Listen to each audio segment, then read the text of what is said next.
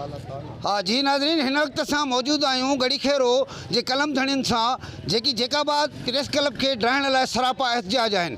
हुननि डीसी पारां प्रेस क्लब जेकाबाद के ड्राइण जी मज़म्मत कंदे हीअं चयो आहे। ठीक है, कॾहिं बि रियासत के जेको बि भउ हूंदो आहे उहो हूंदो आहे मीडिया खां। मीडिया उन जो जेके कारा करतूत आहिनि उहे मीडिया पंहिंजो जेको आवाम जे आॾो आणे थी।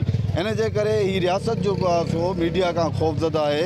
इन जे करे पंहिंजा जेको आहे सो पालतू माण्हू उहे ऑफिसर मुक़ररु करे मुख़्तलिफ़ ज़िलनि में मीडिया हाउसिस ते जेको आहे सो उहे अटैक करे रहिया आहिनि। इहो ई अटैक जेको आहे जेकाबाद प्रेस क्लब ते बि आहे। जेकाबाद प्रेस क्लब जे मथां जेको आहे सो हिननि बग़ैर कंहिं नोटिस जे हलां करे जेको आहे उनखे ड्राइण जी कोशिशि कई, जंहिंजी भरपूर जेको आहे सो उतां जी सहाफ़ियुनि मज़म्मत कई ऐं अॼु पूरी सिंध जा सहाफ़ी सरापा एहतजाज आहिनि।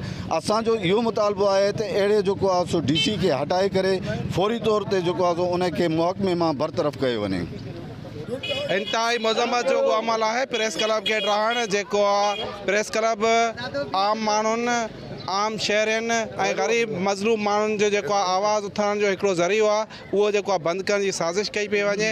असां DC जे अहिड़े अमल जी सख़्तु लफ़्ज़नि में मज़म्मत था कयूं ऐं हुकूमत खां घुर था कयूं त जेको DC ख़िलाफ़ु एक्शन खयो वञे ऐं प्रेस क्लब जे ड्राइण वारो अमल जल्द खां जल्द बंदि कयो वञे, न त कराची खां कश्मीर ताईं सॼा सहाफ़ी जेको सराप एहतजाज हूंदा। प्रेस क्लब जेकाबाद डिप्टी कमिश्नर साहब प्रेस क्लब के कलम धणी के घर के जेको उन्होंने ड्राइण जो ड्रातो हुयो आहे, इन शइ जो असां अफ़सोस सां मज़म्मत कयूं था।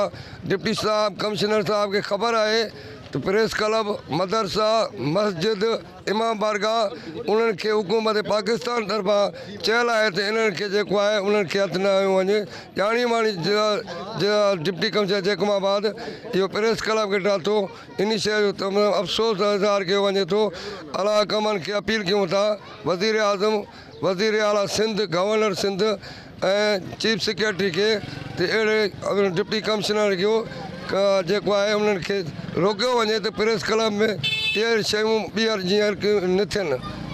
जेकाबाद जो कल हुकुम कयो प्रेस क्लब जेकाबाद ड्राइण जो, इहो हिकिड़ो क़ाबिल मज़म्मत आहे। प्रेस क्लब भी मज़लूम आवाम जो जेको आवाज़ है इन जो आवाज़ जेको ऐवाननि ते पहुचाईंदा आहिनि, पर समझ में नथो अचे त इहे आला ऑफिसर इन्हनि खे तकलीफ़ कहिड़ी थी पहुचे प्रेस क्लब के ड्राइण जी। पहिरियां उन्हनि खे वाज़ह करिणो हुयो त नोटिस ॾियणु खपे हा त बाबा प्रेस क्लब के मसमार कयो वेंदो त उनजी का मतिलबु अहिड़ी फैसिलिटी कई वञे, पर इन बावजूद भी नोटिस न ॾेई करे बग़ैर नोटिस जे जेको ड्रायो आहे इहो हिकु क़ाबिल मज़म्मत अमल आहे। असां सख़्तु लफ़्ज़नि में मज़म्मत कयूं था।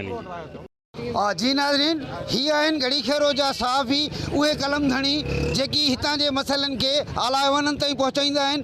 हुननि मुतालबो कयो आहे त प्रेस क्लब हिकिड़ो अवामी इदारो आहे जेको अवाम जी मिल्कियत आहे ऐं DC जेकाबाद पारां उन ते जेको ही अमल कयो वियो आहे उन जी सख़्तु लफ़्ज़नि में मज़म्मत कंदे घुर था कयूं त डिप्टी कमिश्नर जेकाबाद खे हटाए इंक्वायरी कराई वञे ऐं प्रेस क्लब खे ड्राइण वारो अमल जेको आहे उहो बंदि कयो वञे। ॿी सूरत में सॼी सिंध जा सहाफ़ी सरापा एहतजाज हूंदा। कैमरामैन गुलाबड़ो सां गॾु अमर सिंधी, जेकब न्यूज़ गड़ीखेरो।